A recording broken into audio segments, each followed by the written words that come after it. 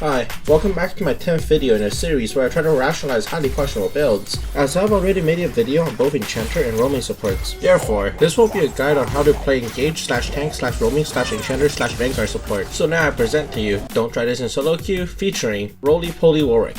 When playing Roly-poly Warwick, you should think of yourself as a drain tank rather than an actual tank.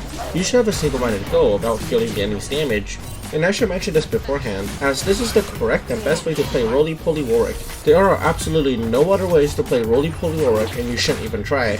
Now on to abilities.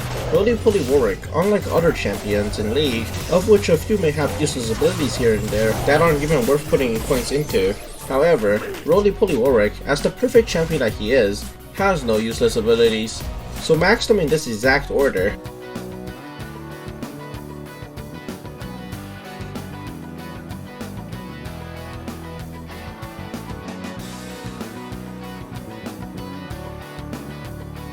His passive, Roly-poly. This makes him borderline unkillable with this perfectly crafted build.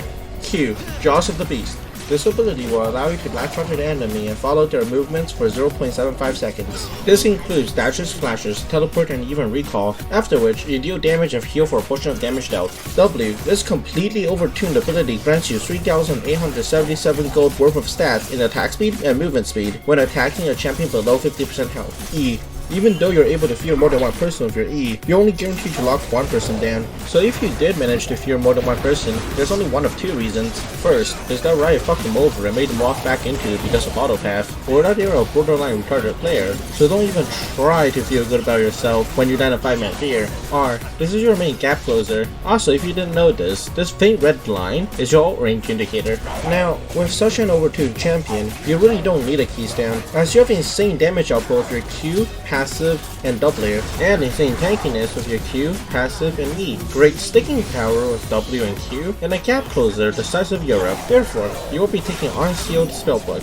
Then, take Magical Footwear. When built into boots of swiftness, this will give you the highest flat movement speed of 70, allowing you to reach a movement speed of 405, which can be increased up to 820 via W. Next, take Minion Dematerializer, as the only downside of Warwick is that he has no wave clear. This will allow you to crash the wave at bot and leave lane by level 3. After, take Approach Velocity. This, just like Magical Footwear, will allow you to stick onto the enemy. For secondaries, take Font of Life, as this will synergize extremely well with your items, and Revitalize for self-explanatory reasons. Be sure to take ALX and 2 purple circles. Like, seriously, does anyone know what these are called? Now for summoners, it really doesn't matter what you take because you have Unsealed Spellbook, but I did recommend you take Teleport Heal, so you can teleport top and gank for them, like the good boy that you are. My own Roly-poly Warwick games were met with lesser success than Sugar Daddy D Sin, but that's mainly because my team was FFing at 15 minutes and not letting me hit my 6-item power spike. Now onto items. First, buy a Moonstone Renewer, as this is perfect for Warwick. It gives him both AP, health, ability haste, and mana regen.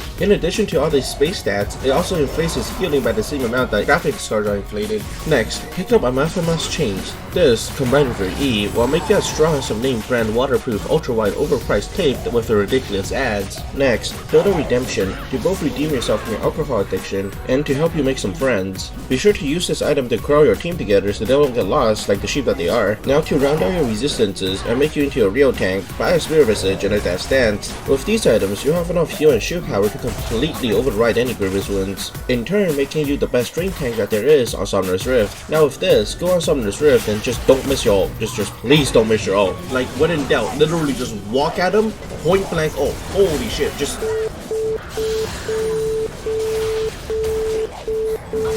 Alright, I'm done with this video. Better luck to you guys.